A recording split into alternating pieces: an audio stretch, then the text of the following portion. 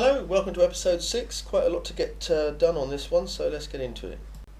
We left you last time with this half-finished catch arrangement. We made this catch plate for the door catch to work against. Now the catch plate's in position, you can hopefully see how the catch works. As the handle is tightened, the door is squeezed tighter against the seals. First part of fitting the door glass is just to decide exactly where it sits, so we marked its position on the inside of the door.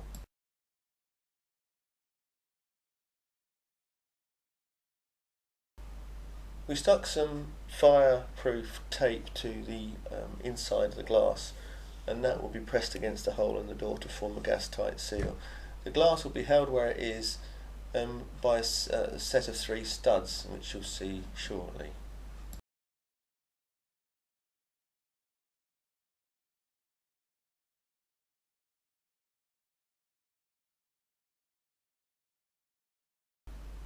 Here's one of the 3 studs I mentioned earlier. We had a lot of trouble welding them to the back of the door because they'd just fall off. We eventually worked out that we need to heat the metal of the door for much longer than the metal of the stud in order to get it to the right heat to weld. So that done, the threads were then in a pretty poor condition, so they needed retapping.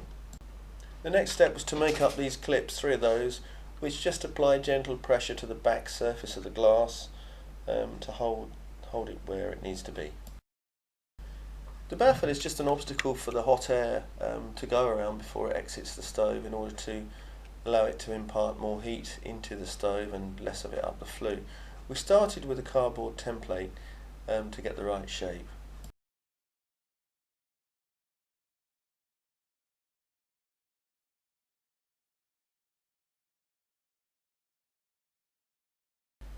The design of this plate is pretty much hit and miss. I'm not sure if that's the right amount of air gap that we need. We'll just have to try it and see. The actual baffle was cut from the gas cylinder. We don't have video, but we eventually flattened that piece of metal out through a series of brute force, desperate acts involving vices, hammers and aching shoulders.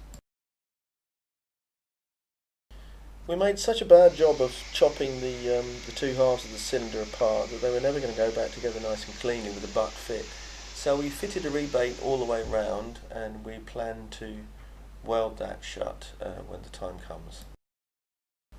5-inch flue pipe is the minimum recommended in the UK. We had this offcut of 5.5-inch pipe kicking around. It's really too thick, but we decided to make do, so we chopped 1.5 inches out of it and folded it shut. Then we prepared it for a very sturdy welded seam by grinding a bevel on each of the sides before we closed them.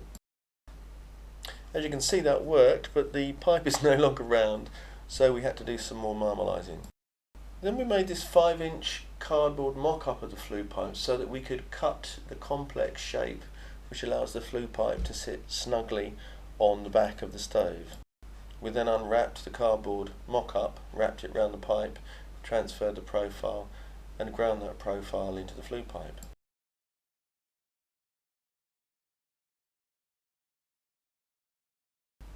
It'll need further fettling, but it's not bad. So that's it for a fairly busy day 6. Hope you enjoyed it. Thanks for watching.